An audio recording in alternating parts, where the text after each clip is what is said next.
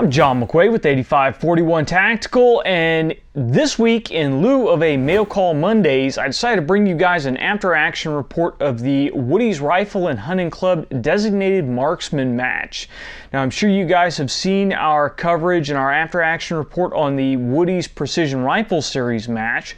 Well, after we got home from the Woody's match and we unpacked, we got an invite to come back and shoot the Designated Marksman match series. This is Woody's flagship match.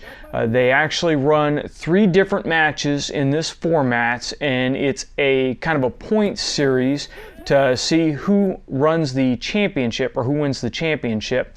It's a really cool format, and I'll get into that in a minute. But we decided, myself and my shooting partner Nick Samet, we decided we could squeeze out some extra time and butter up the spouses and get a chance to run all the way back down to North Carolina and shoot this match. And one of the reasons that we were able to do this is the way that Woody's puts on their Designated Marksman matches. In most precision rifle matches, what you have is the shooting field is divided up into squads. So everybody that's going to shoot it is divided into several different squads. Those squads will go to a predetermined stage, and that's where they'll start, and they will stay there until everyone in the squad has shot that specific stage. Once they've shot that stage, the ROs will communicate with the other stages, make sure everybody's cold, and then all the squads will switch to the next stage that they're supposed to shoot. And it's kind of a round robin thing until everyone has shot all the stages, and then they're done. Well, because you end up waiting on all the other shooters in your squad, it takes quite a bit of time for you to go through and shoot all the different stages. It generally takes the entire day to shoot 4 to 5 stages, sometimes 6 stages, but if you have a lot of shooters, it takes quite a bit of time to go through and shoot all that. Well, Woody's uses a novel solution to this, and they kind of take it from the golfing game, and what they do is they give you what's called a tee time. So when you register for the match, they'll give you a tee time, and that is the time that you're supposed to show up ready to shoot on stage 1. So you need to show up a little bit earlier to check in and to get ready. Well, once you show up at stage 1, have your gear ready to go at your tee time, they'll put you on the stage, they'll start the clock, you'll shoot that stage. When you and your partner are done at that stage, you stand up, pack your gear up, and then you go to stage 2. You arrive at stage 2, you get there, you shoot it, you pack up, you go to stage 3, so on and so forth. And what this really does is this allows you to speed through each one of the stages really quickly, because the only thing you're waiting for is packing your gear up and then drive time from one stage to the next stage. It really allows you to get a lot of shooting done in a very small amount of time, and you're not stuck with the downtime. You're not sitting there baking in the sun waiting for your turn to shoot. It is a really cool way to do things. Now, there is a drawback to doing it this way.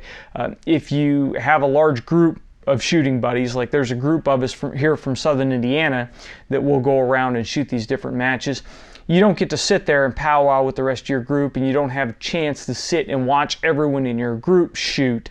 So there is that small drawback, but as far as I'm concerned, I think the benefit in the time that you save offsets that small drawback. If you want to powwow, you want to watch each other shoot, you can do that on your home range. We do that here at our home matches. So being able to shoot an away match in a very short amount of time is great. And it really actually allowed Nick and myself to shoot this match when otherwise we maybe wouldn't be able to, because in this instance, Woody's is about a 10.5-hour drive for us. So we packed up in the morning, we drove all day, got down to Woody's, we crashed in their recommended hotel for the evening.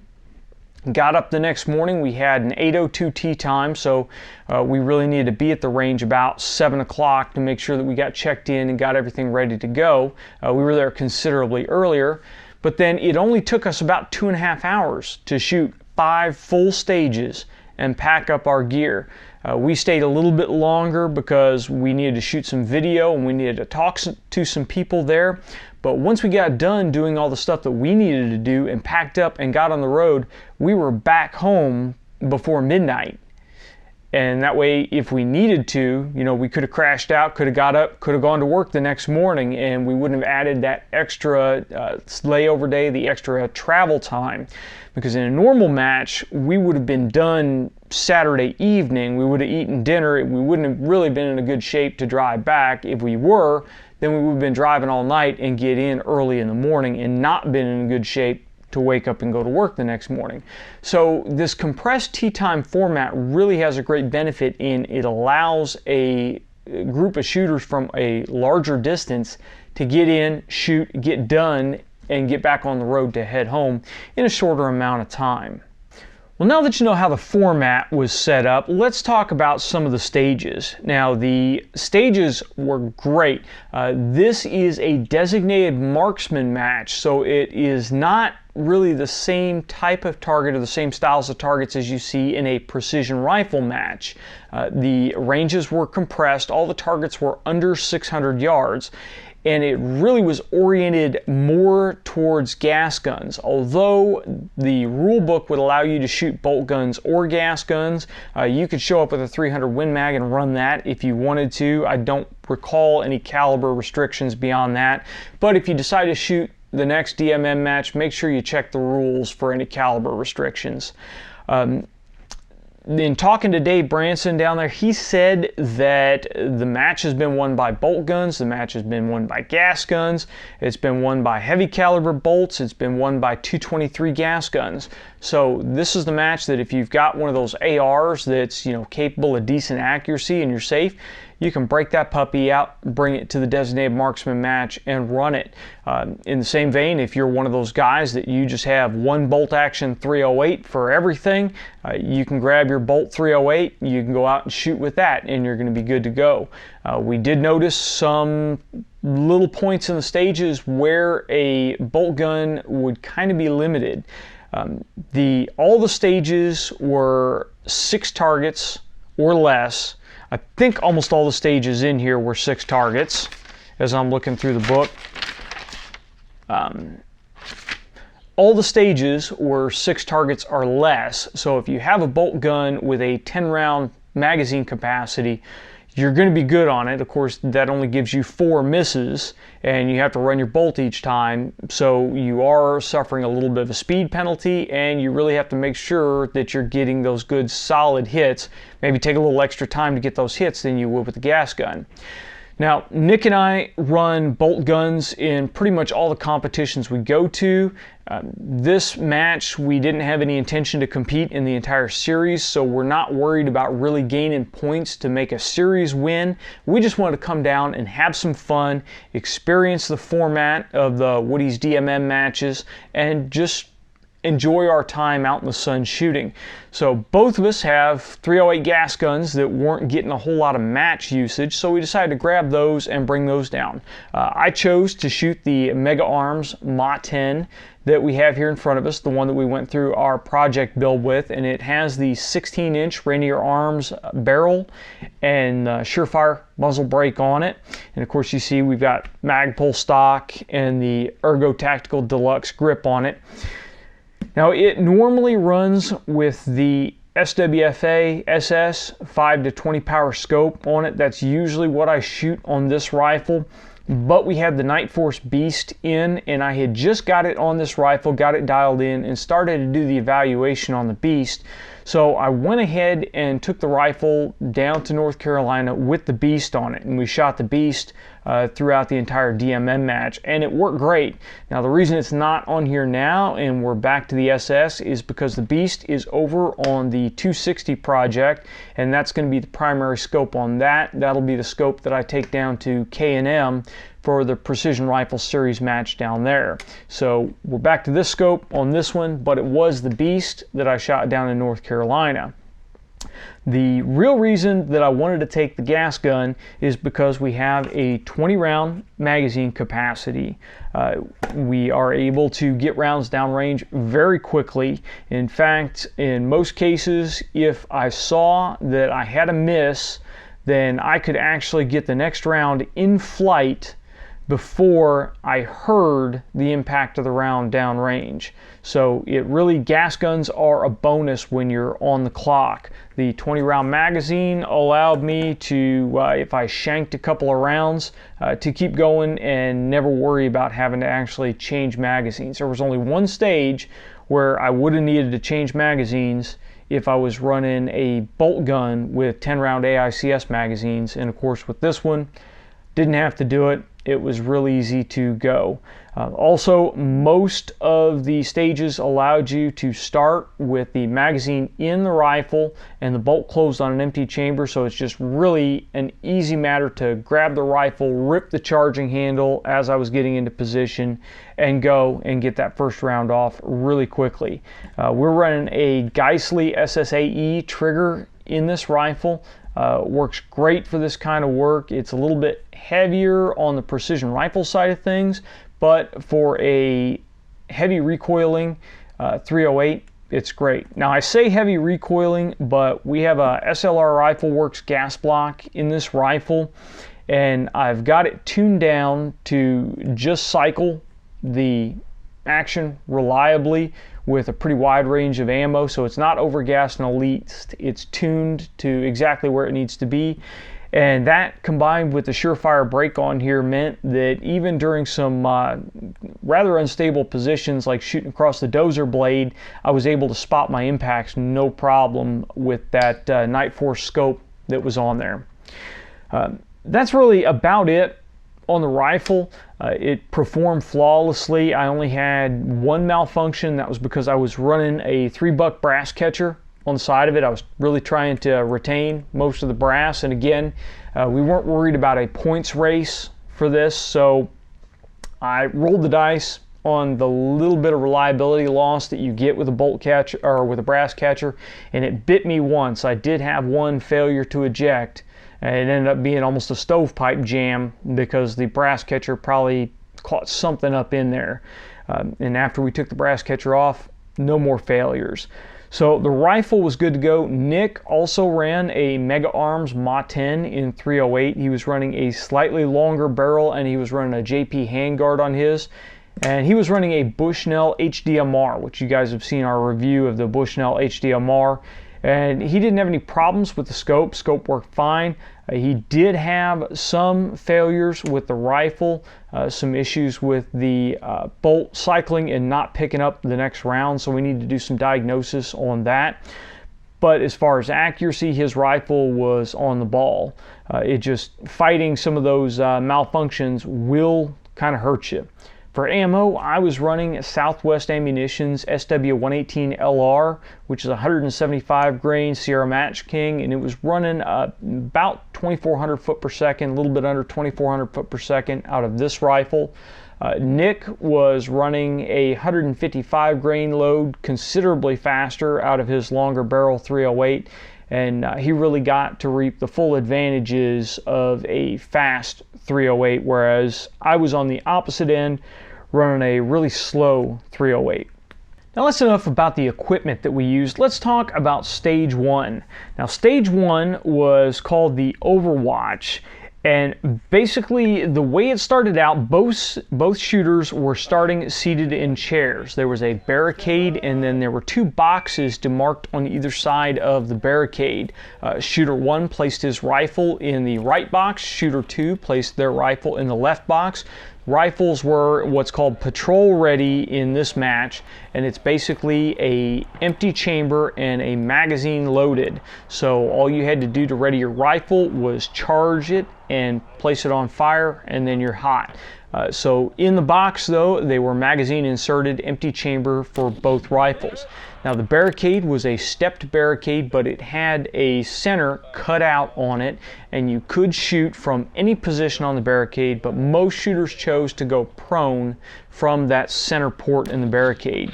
The catch on this is there was one target that from prone was slightly obscured downrange because we had rolling terrain, so it was just a little bit behind a rise, and on that you could see the frame that holds the swinger target, or flasher target as they call them at Woody's, but you couldn't see the actual circle plate that you needed to hit. You could just see the top where it attaches to the swing set.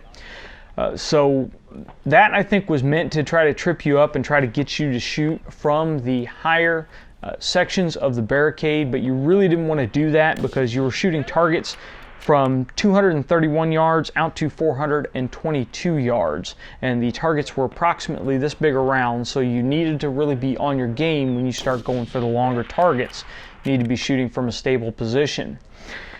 Well, as we saw when we got on there and started shooting, we had some of the same setups and same target positions as we did during the Woody's PRS match. So we had a little bit of a pre-programmed game plan on this, and we knew that those targets that were just slightly behind the rise, even when shooting the flat 243 at the precision rifle match, I was able to hit those targets because the arc of the bullet would still travel over the rise.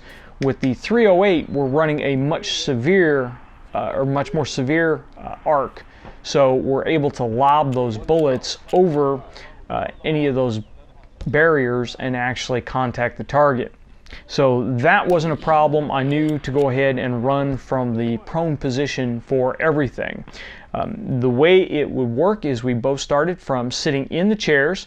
When the timer went off, we'd jump out of the chairs, we would run up to the barricade. I would grab my rifle out of my box, drop down into a shooting position, and I would begin to engage targets.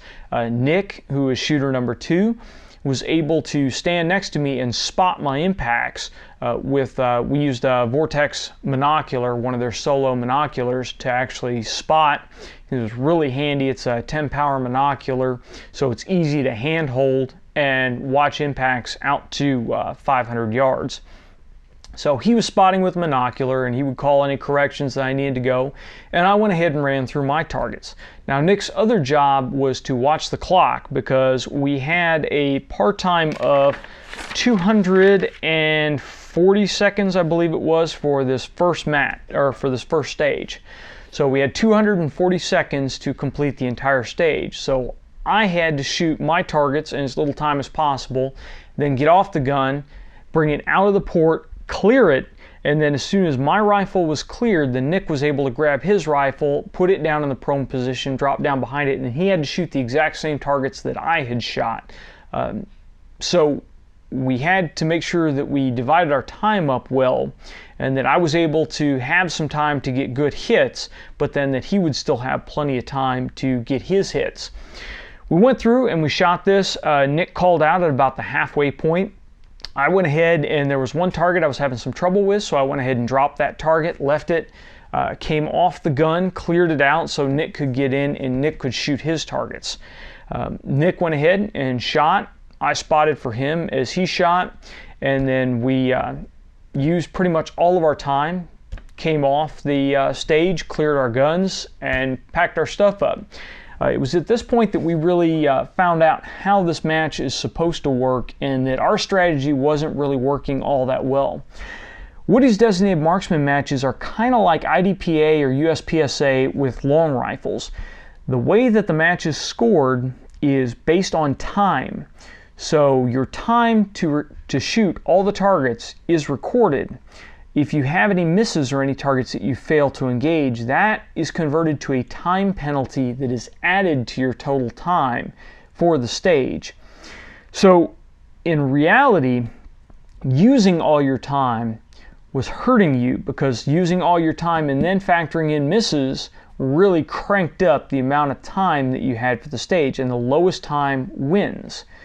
This is in contrast to a PRS match, where in a PRS match, you're usually given a time for the stage, and you can use all your time.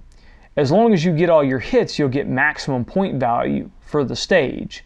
Whereas here, it didn't matter if you got all your points, but then used all your time, or you got all your targets but used all your time, you just didn't get any penalties. You still had the highest time score for the stage.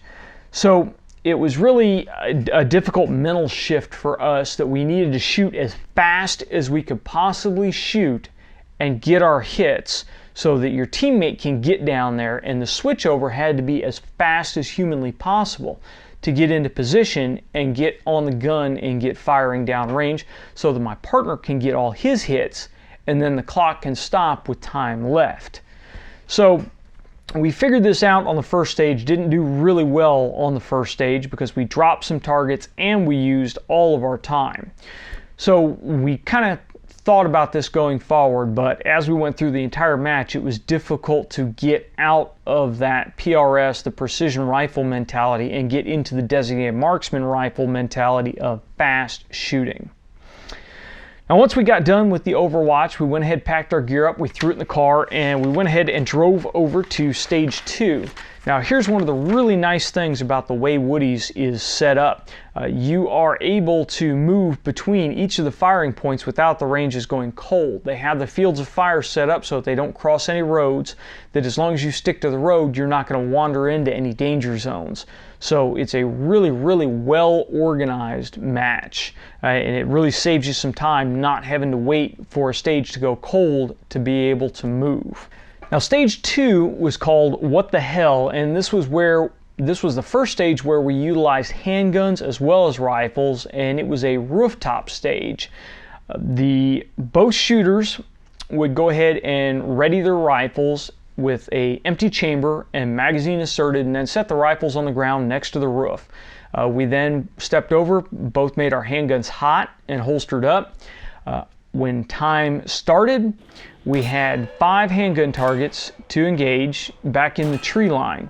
Now, this was actually pretty fun. Both Nick and I shoot handguns as part of our occupation, so we're really well adept with shooting handguns. We know what we're doing with them. But the targets were set back in the tree line far enough that you kind of had to bob and weave to get a clear line of sight to engage the target with your handgun. And the trees actually told the tale on this. There are a lot that really are less adept at it because there were a lot of bullet holes in those trees around the targets. But once you engaged your 5 pistol targets, you ran over and there were buckets tied to the trees. These are dump buckets. You drop your handgun into the dump bucket, and then you run over, grab your rifle, come up, and you were allowed to chamber a cartridge as you were moving into position as long as you kept your muzzle between the muzzle safe points. So as long as you kept your muzzle downrange, you could chamber as you were coming up the rooftop into position. And luckily, I've got a nice big charging handle on the Ma 10, so it was no problem just to rack that round as I was coming up the rooftop. Dropped into position on the rooftop, and you had targets from 230 yards to 592 yards to engage. So you went through, engaged the targets as quickly as you could get a solid position, and I believe I went through and I was having trouble. I got caught up on the 490 yard target, and if I remember right, I hit the 490 yard target, but I left the 560 and the 592 on the table. We had 300 second par time on this, and I was about the halfway mark when I was hung up on 490. So I went ahead and took an extra second, hit it, and then Nick and I switched off, and Nick went ahead and started his handgun stage. As soon as I cleared my rifle, Nick was able to start shooting his handgun targets, then grabbed his rifle, came up the rooftop, and I spotted for him as he was shooting that.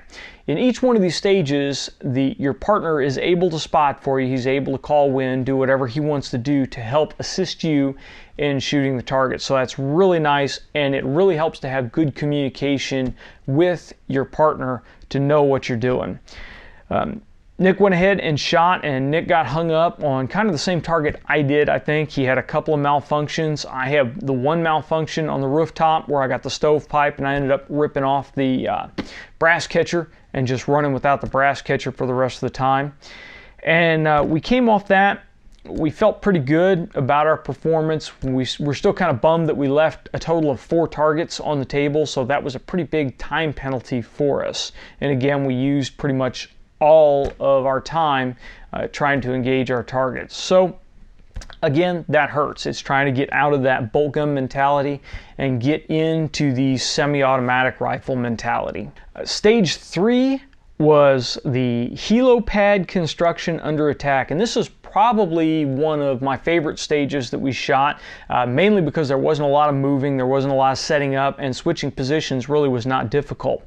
They had a bulldozer set out there, and your firing position was from behind the blade of the bulldozer, between the blade and the track of the bulldozer. Targets were set down range from 183 yards to 550 yards, and this was a rifle-only stage. There were no handgun targets. The start position was with a magazine inserted and your rifle leaning against the backside of the bulldozer blade. Your partner was on the opposite side of the blade in the same situation, magazine inserted and his rifle leaning against the back of the blade. Both shooters started with their butts on the track on their respective sides. When time started, both shooters could grab their rifles, but shooter number one engaged the targets first. So shooter number one chambered around, began engaging the targets. Once shooter number one was done, he had to clear his rifle first, then shooter number two could begin engaging targets. The nice thing about this is because both shooters were able to handle their rifles at the same time, your partner can spot for you through his rifle scope, so he can give you really good corrections with that mill reticle through the scope in a really stable platform. And then for him to start off was just a quick matter of him racking the bolt and gassing on and getting his rounds down range. We did fairly good on this. I don't recall if we dropped any targets at all. We ran it pretty quickly and really came out of it feeling pretty good about the match. The really only drawback of this one was trying to pick up your brass from in all the nooks and crannies around the bulldozer, but it was a really fun stage. Nick was running one of the Weebad Todd tactical packs as his rifle support. He went ahead and stuck it under the front of his rifle and allowed him to get a really steady position on the back of the blade. I grabbed my rear bag and I dropped my rear bag across the top of the blade and then set my forearm on my rifle across the back of my rear bag, and that allowed me to drive the magazine well into the back of the blade and get some good support from the front of the rifle without it catching on all the nooks and crannies and the contours on the top of the blade. They did have fault lines marked on either side of the blade, so your body could not extend out past the blade. So you kind of had to really be conscious of your body position when you had to swing that rifle to engage the wide array of targets that you had out in front of you.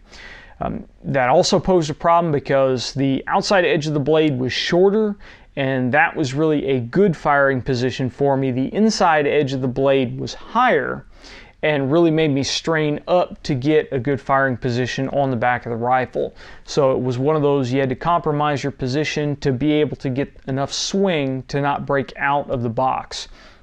And really, I think what they were trying to simulate here with the fault lines is remaining behind the blade so you're in hard cover from all the targets, which would be bad guys out there shooting back at you. Because obviously a bulldozer blade is a pretty good piece of hard cover if you have that. So really fun stage. Again, once we were done, we just packed our stuff up and we went on to stage 4. Now stage 4 was a really nifty setup. It's called Hide Ambushed, and we had 300 seconds to shoot the whole stage, and it was a minivan parked backwards with the back doors of the minivan open and a camouflage net draped over the minivan. Both shooters had to start from in front of the minivan, so with the minivan between them and the target line. To prepare for this, shooter one, whoever shooter one was, could go ahead and make his rifle hot, set it inside the hide, the back of the minivan, then make his pistol hot and set it on the carpeted area right next to the back tailgate of the minivan inside the hide. Shooter number 2 was able to insert a magazine with an empty chamber, and he had the choice of either placing his rifle outside of the hide or inside of the hide. Because I'm not really that big of a guy, I didn't have any problem with Nick placing his rifle inside of the hide. It wasn't going to cause me any problems, and it was quicker for him to grab because he just had to climb into the hide with his body without any extra stuff. Both shooters were able to make their pistols hot. As I said, shooter 1 placed his inside the hide. Shooter 2 went ahead and just holstered his pistol up. Now, the way the stage started, both shooters had to put toes on the line of a fault line at the front bumper of the minivan. When time started, shooter 1 ran through the side door of the minivan, got into position, and with his handgun engaged the 5 steel handgun targets from the prone position out of the hide. When he was done shooting his handgun targets, he dumped the handgun in a bucket that was located in the hide, retrieved his rifle, and then shot the 6 rifle targets, which were from 195 yards to 488 yards from the prone in the hide with the rifle. Now, there was an advantage because they didn't require that you keep the muzzle of the rifle inside the hide. So with this 16-inch braked beast, shooting this inside tunnels or inside boxes or in any kind of barricades gets really uncomfortable. So if you're able to stick the muzzle outside, then it works a whole lot better. That pressure has somewhere to go instead of just reverberating inside a metal box. So I lucked out there. They allowed me to push the rifle as far forward as I could, and they were nice enough that there was actually a lip inside the hide that I could push the Atlas bipod against and really load it up really well. I went ahead and engaged my targets, cleared my rifle out, came out of the hide. Nick was able to start engaging his handgun targets as soon as I got my rifle cleared. So he engaged his handgun targets from outside the hide, dumped his handgun, and then went inside the hide and engaged his rifle targets. We did really well on this. We cleared all of our targets, all of our handgun targets, and all of our rifle targets. No problem at all there. The only problem that I ran into is that I had one target that the spotter just was not paying attention to. I'm not sure where the failing was in it. I was calling the targets out loudly. I was calling them out by yard line, so I know I was calling the right target that I was engaging. I called it, I hit it the first time, and I had the beast cranked up on a fairly high power, so I was actually able to watch the impact, watch the target rock, and I saw the red flag that they use on the flasher targets come up, or the orange flag. So I knew absolutely without a doubt that I hit the target, but I didn't hear the RO call that it was a hit. So I went ahead and I was still on the target. It was easy just to squeeze off another round. Again, we're running a gas gun. Squeezed off another round again, saw the impact, saw the flag come up, didn't hear a hit called. I again called out very loudly what target I was engaging, sent another one, hit the target again, and this time I got a reply that it was a hit, and I was able to move on to my next targets. I wasn't quite sure what happened. I didn't get all upset, didn't get all wrapped around it. I just didn't know where the failing was, if it was something that I did wrong or if it was just the spotter wasn't able to see it. It was a pretty hot day. The sun was out shining. I didn't know if maybe the sun was in his eyes, sweat was in his eyes, what was going on. But when I came out, the guys that were waiting to go next on that stage behind us, they had their spotting scope out and they were actually watching our run, and they told me that they did indeed see each one of my impacts, and they, from outside the hide, heard me call out every target, and that's how they were watching the targets, is because they heard which target I called. So there was an issue there. And again, as I mentioned, Nick and I were there to have fun. We were there to shoot some guns that we don't usually shoot. We were just there to enjoy time out in the sun shooting. So it really was not a big enough deal for me to call to the attention of the match director. It wasn't something where I wanted to call for a reshoot or any of that nature. I just kind of chalked it up to, oh well, and went on. This is a very important point to make when you're out shooting these matches. Even in the big matches, the ROs are generally volunteers. They're not being paid to be there. They're just volunteering their time. Sometimes they get some really nice goodie bags, they get t-shirts, that kind of stuff. Usually they'll get a free meal, but they're there sitting in the hot sun because they love the shooting sports and they want to help out. It does absolutely no good to get pissy with an RO if something goes wrong. If you do have a problem, if we were there to run in the points race and we were really competing to be at the top of our game, then I would have requested a reshoot and I would have called the match director's attention to it. But I would have done so in a polite manner, because in the end, it's his house, it's his sandbox. He gets to decide what the rules are and what happens there. So getting nasty does not work well.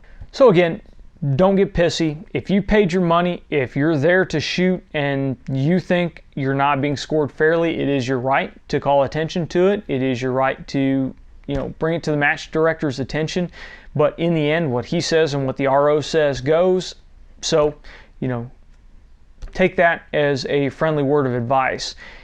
Even when shooters are in the right and something is screwed up and something has messed with their score, if you see them lose their mind and start screaming and hollering and cussing out ROs, it just really brings down your opinion of that shooter. So please just kind of keep that in mind. And if you have a problem, deal with it as best you can. If it's still not a solution to your liking, then just drive on with life. Don't let it affect the rest of your match. So that was the end of stage 4. Stage 5 was one of the more unique stages that we shot, and it was called the Riverboat / Riverbank attack. Now, the main prop for this stage was a platform. It was a 4x8 piece of plywood that was attached to a metal frame by chains. So the platform was kind of free floating, and when you climbed onto it, the platform moved around. Next to the platform, we had a barricade just like we had on stage 1, where it was stepped with the center cut out of it. The course of fire was a 300-second par time, and both shooters started from behind the line. Shooter 2 staged his rifle with magazine in, empty chamber. Shooter 1 started with his magazine in his rifle and a round chambered, so the rifle was hot, both shooters standing behind the line. On the start signal, Shooter 1 from any position of the barricade began engaging his targets downrange, and they were targets from 150 yards to 412 yards. These targets were in the exact same position as when we shot the boat stage for the Precision Rifle Series match. So we knew that there was one target that was slightly obscured from the prone position. If you're in the prone, again, you could see the frame that the target was hanging from, but you couldn't see the whole target in itself. Part of it was hidden by grass and part of it was below the dirt. But again, the berm that was hiding the target, or the rise that was hiding the target, was at about the midway path, and we're shooting 308s. So I believe it was the 256 yard target that we were having problems seeing, and we still had enough drop on that target, or on that bullet, that we could get over the berm and hit the target. So as long as you knew where the target was at, you could put your crosshair on it, even though the crosshair was actually on dirt and you're lobbing the round over top of it. Not a problem as long as you knew what was going on, but again, I think that target was set there to trick guys into trying to use higher shooting positions that were less stable. Now, Shooter 1, and I went again as Shooter 1, I went ahead and dropped down in the cutout for the barricade. I shot everything from prone and went ahead and ran out, came off the gun, cleared my rifle, and then it was Nick's turn to go. Now, one of the tricks that we had asked beforehand on the stage is how you can stabilize the boat, the platform. And one of the rules that they allowed on this one that they didn't allow previously was the spotter could stabilize the platform using his body in pretty much any way he wanted to do. So you could sit on it and put your legs off of it. You could hold it, however you wanted to stabilize it for Shooter 2, but Shooter 2 had to be completely on the platform when he engaged his targets. So what Nick and I decided to do is Nick would climb on the platform, I hand him his rifle and his shooting bag, and then I would actually stand behind the platform and push the platform forward with my shins. So I'm basically leaning my weight into it. And that way, when his rifle recoils, the platform didn't have anywhere to go, and I deadened any movement of the platform. And this worked fairly well for us. Nick had a couple of misfeeds where the bolt was just skipping over and not picking up a cartridge. So that kind of hurt us a little bit, but overall he was getting solid hits on the targets, and it worked really well for us, stabilizing the platform in that way. And that was the last stage for the match. Once we were done with that, we packed our gear up and headed back to the car, and that was it. The way Woody's does scores, it's all electronic. The guys are standing there with Nook tablets, and they mark off your score as you come up and then as you leave, and you're good to go. You don't have to wait around. You don't have to return scorecards. As soon as you shoot the last stage, you can pack your stuff up and leave. And when we checked our time after shooting our last stage, it was about 2.5 hours from our start time. So we shot an entire match with high-level props, a really fairly well thought out match, 5 stages in 2.5 hours. That is absolutely excellent. In some stages, we found that when we showed up, the stage was actually waiting for us to get there, so we could shoot as soon as we walked up to a stage. There was really only one that we waited, and that was just because we had one team in front of us. The rest of the time was just roll in and go. When we started on stage 1, we actually got there before our tee time, and somebody apparently missed their tee time, so they went ahead and actually started us shooting early. So it's in your best interest, if you shoot one of these matches, to get there well before your tee time. That way, if they have an opening, you can jump in and start early and get done early. Now, if we chose to stick around, Woody's did have some barbecue for lunch, but we really needed to get rolling back home, so we grabbed the video camera, went back around and shot some video from each one of the stages of at least one team running through each one of the stages, so you guys could see exactly how they were run. Unfortunately, we didn't have enough time to stick around and shoot several teams going through each stage. I would have preferred to do that because every shooter has a different style, and every shooter tends to have a different idea of how they should approach the shooting problem for a stage. So I really would have liked to have gotten a couple of different shooters on each stage, but it just wasn't going to happen. I did run a GoPro on some of the stages, but the footage was almost useless. It really bounced around way too much, and it's really difficult to watch. So we probably will not be showing a lot of the GoPro footage from it. In the future, I want to try to get a camera mount or a rifle mounted camera going on these, so you've got a little bit better point of view. Again, since we were really humping around from stage to stage and we were trying to move quickly, we didn't stop and set up a camera at each stage before Nick and I shot.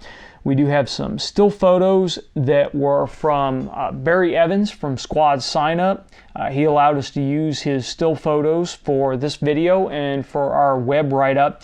So really thanks to Barry, and if you guys need to have a automated sign-up system for your match, go check out squadsignup.com. Now really that was about it. Again, the RO missing my hits on the one stage was pretty much the only issue that we ran into over the entire shoot. Woody's runs a really tight ship. Being able to move from stage to stage in a safe manner without any of the stages having to go cold is awesome. It saves a ton of time. After shooting this match in the tee time format, I really can't say enough about the tee time format. It is a great way to shoot a match for guys that maybe don't have the ability to come out and spend an entire day at the range shooting. If you're one of these guys that you have a family life, you have a life outside of shooting, and you really are trying to crunch to get your shooting done, it's a great way to be able to come out on the weekend, spend a couple hours shooting a match, be done, pack up, go home, still have time to eat lunch, barbecue with the kids and the family, and go on with your life outside of the shooting sports. So they really did a good job in thinking it out. Woody and Dave Branson are really nice guys. We really want to thank them for inviting us out to shoot it. Hopefully we'll be able to get out and shoot another one of the Woody's DM matches in the future. Really enjoyed it and had a great time shooting a Ma 10.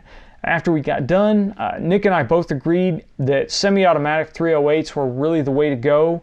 If you really wanted the absolute best tool for the job, then a semi-automatic 260 or 243 would probably be a really good choice. I would lean more towards a semi-automatic 260 or 6.5 Creedmoor because you get a little bit extra barrel life, and gas guns, you're going to be shooting them fast, so barrel life is kind of a concern. But that would be a great tool, but the Ma 10s really didn't leave anything on the table. We were going all the way out to 600 yards, and that's well within the engagement range of even our 16-inch barrel Ma 10 here. So it was a great tool for the job at hand. The Night Force Beast worked great through the shoot, but it was really too much magnification on the top end. I ran the scope really around the 10 to 15 power range for most of the stuff we were doing, because the targets were spaced fairly far apart and only out to 600. So getting a wide field of view and being able to quickly get from one target to the next was more important than being able to really hone in and get that super fine aiming point. The Horus H59 reticle in the Beast really helped me out, because for most of the time, since we were shooting under time, I went ahead and just held instead of dialing. I figured that was really the way to go. So the H59 reticle helped out in that, because I had numerous aiming points. I could hold for wind with no problem. Wind really wasn't an issue, so that part, we didn't really have to worry about our wind cheating calibers. The 308 did just fine on that. A couple of extra things I brought. I did bring the Bushnell LMSS, the lightweight modular spotting scope, and the Alamo 4-star tripod. It worked really well. There were a couple stages that I was able to use the setup to spot with. The Alamo 4-star tripod I brought along because on the PRS match I really got my butt kicked on one of the stages, because I could have used a support like this, but I didn't. So this is a great tool for matches like that, where you really don't know what you're going to encounter, but matches that will allow you to use just about anything you can carry with you to get the job done. Had I decided to take some of those shots on stage 1 and on stage 5 from a higher position, I could have set the Alamo 4-star tripod up high enough to shoot over one of the edges of the barricade and get a very stable shooting position. You can lock your rifle into this thing and come off of it, and it's not going to move anywhere. So just a couple of things to bear in mind, and some extra pieces of equipment that would work fairly well for you on something like this. That's about it for our coverage of Woody's designated marksman match. If you guys have got any questions, please go ahead and leave them in the comment section below, or send them to us on Facebook or Twitter. Make sure you check out the link for Woody's match in the description down below, and we will also leave a link to our after action report on our website with some more excellent pictures from Barry Evans at squadsignup.com. And until next time, get out and shoot!